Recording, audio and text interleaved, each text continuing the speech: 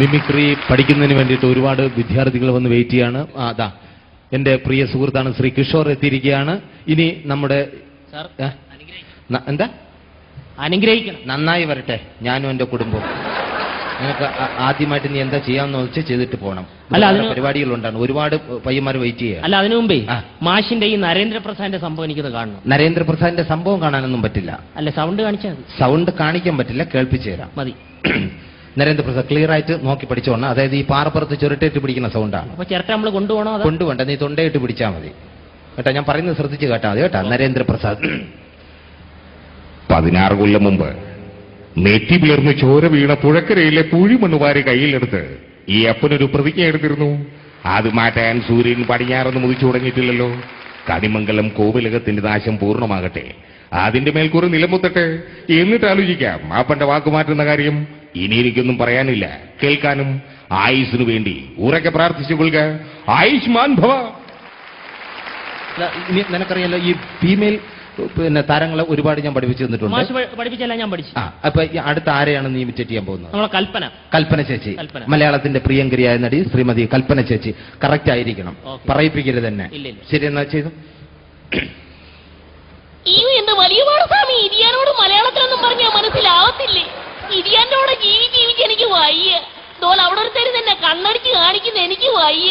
കുഞ്ഞെ അറിയാൻ മേലാത്തോണ്ട് ചോദിക്കുക. നിനക്കും ഇല്ലടാ അമ്മയും പെങ്ങന്മാരും, എനിക്ക് വയ്യ. ഓക്കെ, ഇനി നിനക്ക് ഏതാണ് പഠിക്കേണ്ടത്? അല്ല, മാഷ് മറ്റേ ബിന്ദു പണിക്കരെ പറഞ്ഞുതരാന്ന് പറഞ്ഞിട്ട് പറഞ്ഞു. ബിന്ദു പണിക്കരെ പറഞ്ഞു തരേണ്ട കാര്യമില്ല, നിനക്കറിയില്ലേ? എടാ അശോക, എനിക്ക് നിന്നോട് ഒരുപാട് കാര്യങ്ങൾ പറയാനുണ്ട്. പണ്ട് ഞാൻ കോളേജിൽ പഠിക്കുമ്പോ എനിക്കായിരുന്നു ക്ലാസ്സിൽ ഫസ്റ്റ്. പക്ഷെ റിസൾട്ട് വന്നപ്പോ ഞാൻ തോറ്റു. അതെങ്ങനെ? അവറ്റകൾക്ക് എന്നോട് സ്നേഹമില്ലല്ലോ. ഓക്കെ, പിന്നെ മാഷ് പഠിപ്പിച്ച മറ്റേ നന്ദനത്തിലെ നവ്യ നായർ. നന്ദനം എന്ന സിനിമയിലെ നവ്യ നായർ, അത് നവ്യ നായർ കറക്റ്റ് ആയിട്ട് എടുക്കണം. നീ ക്ലിയർ അല്ലായിരുന്നു. അതങ്ങോട്ട് ശരി. അതിപ്പോ ഞാൻ പഠിപ്പിച്ചു തരാം കേട്ടാ. ഒന്നെടുത്ത്, അതായത് നമ്മള് കരയണം, നെഞ്ചത്തടിച്ച് കിടക്കണം. സ്വന്തം അച്ഛൻ മരിച്ചു കിടക്കുമ്പോൾ ഇങ്ങനെ നെഞ്ചത്തടിച്ച് കരഞ്ഞിട്ട് ഉള്ളിന്ന് വരണം. അതിന്റെ താഴെ പിടി. ഇല്ല, മൂന്നാമത്തെ കട്ടയിൽ പിടി. റെഡിയായി വരുന്നുണ്ട്. ചെവിയിൽ പൊത്തിയല്ലോ.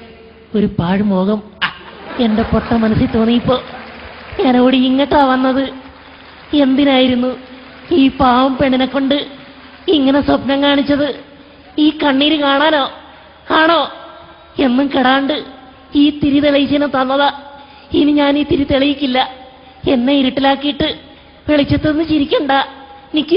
നിക്ക് കാണണ്ട ഈ മുഖം. വളരെ ഗംഭീരായിരുന്നു. പിന്നെ മാഷും വേറൊരാൾ ഇവിടെ ഇരിക്കുകയാണ്. നെല്ല് പുല്ല്. എനിക്ക് അളിയനോടൊരു കാര്യം ചോദിക്കാനുണ്ട്. ചോദിക്കട്ടെ? അളിയൻ ഇപ്പോഴും ആ പഴയ പരിപാടി കൊണ്ടല്ലേ? അറിയാം, ഞാൻ പഠിച്ചു. മുകേഷ് ഏട്ടന്റെ ഒന്ന് ക്ലിയർ ആയിട്ട് പെട്ടെന്ന് എടുത്തേ. മാരു, നിനക്കറിയൂ, ഇന്നലെ എനിക്ക് ഒരു പൊടി ഉറങ്ങാൻ പറ്റിയില്ലടേ. നിന്നോടാ പറഞ്ഞ് തമാശകളാ. എന്നിട്ട് അയില അവിയെന്നങ്ങ് പറയടേ. പുല്ല്. എന്തോന്ന് അളിയന്?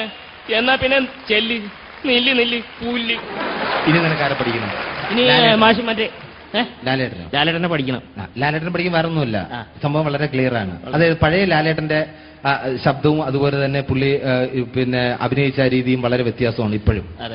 അതുകൊണ്ട് തന്നെ ആ പഴയ ലാലേട്ടന്റെ സൗണ്ട് എന്ന് പറയുമ്പോ എന്താ പ്രശ്നമില്ല, പക്ഷേ പ്രശ്നമാണ്. My phone number is 2233. പുതിയത് വേറെയാണ്. ശേഖര, ഞാനെല്ലാം മറക്കാൻ ശ്രമിക്കുകയാണ്. അങ്ങനെ വരും. പിന്നെ ആ സിനിമയിൽ തന്നെ, അത് ദേവാസുര എന്ന ചിത്രത്തിൽ തന്നെ 3 പേരുണ്ട്, അറിയാലോ? 3 പേര് ആരൊക്കെയാണ്? മോഹൻലാല്, പിന്നെ വില്ലൻ നെപ്പോളിയൻ, ചിത്ര. അവര് 3 വിധങ്ങളിലുള്ള ഒരു സംഭാഷണം. ഒരുപാട് കാലമായിടി നീ ഒരു മോഹമായിട്ട് എന്റെ മനസ്സിൽ കയറിയിട്ട്. ആദ്യം നീലകണ്ഠൻ, പിന്നെ എന്റെ അമ്മാവൻ. ഇനി 7 ആർക്കെങ്കിലും നീ പാവിരിക്കുന്നെങ്കിൽ അതെനിക്കായിരിക്കണം. അതിനുള്ള യോഗ്യനെ ഞാൻ തന്നെയാടി. യോഗ്യത 10 ആളിന്റെ ബലവും ഇരുട്ടിന്റെ മറകുമില്ലാതെ നീലകണ്ഠന് ഒരു ചുക്കും ചെയ്യാൻ തനിക്കാവില്ല. അപ്പ നിർത്തടി, ചാത്താലും തീരില്ല അവന്റെ മഹത്വം. അവന്റെ മരണം എനിക്ക് വ്രതമാടി, വ്രതം. നേരെ പോവാണ് ലാലേട്ടന്റെ വീട്ടിലേക്ക്. ശേഖര, ഞാനെല്ലാം മറക്കാൻ ശ്രമിക്കുകയാണ്.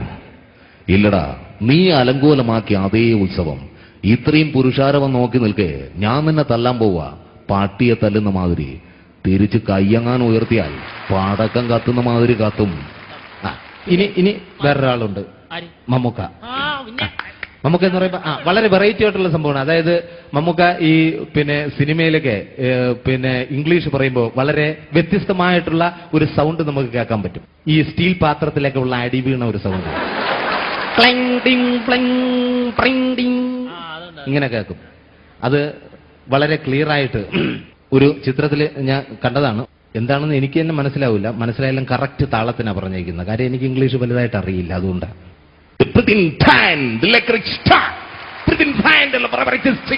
അതാവണമടാ പോലീസ്.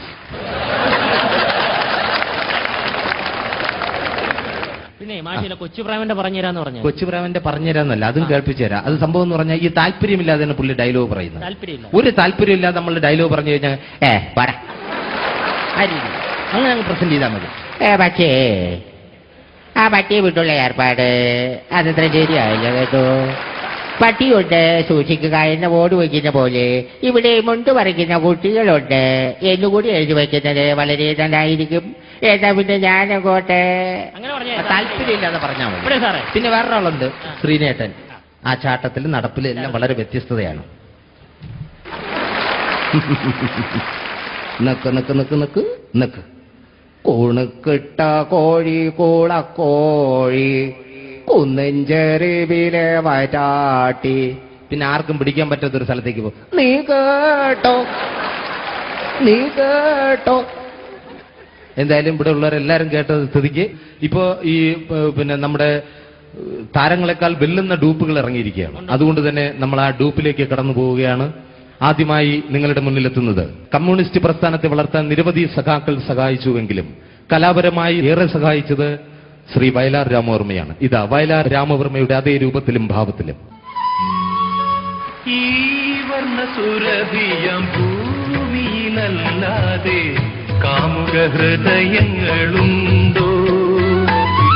ഈ വർണ്ണസുരഭിയം ഭൂമിയിലല്ലാതെ കാമുക ഹൃദയങ്ങളുണ്ടോ?